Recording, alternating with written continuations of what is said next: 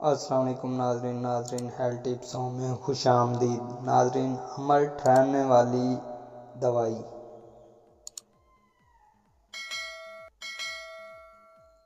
हुवल शाफी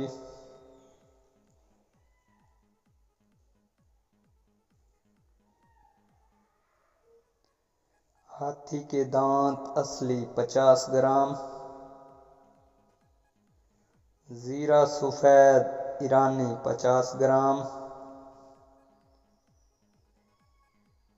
मोचरस 50 ग्राम,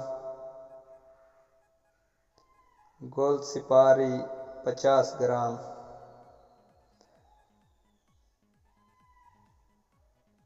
माजूबे सुराख 50 ग्राम।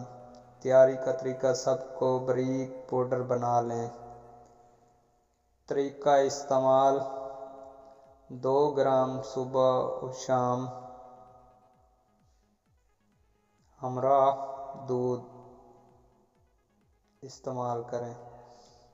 अपना और अपने प्यारों का ख्याल रखें और हमें दुआ में याद रखें।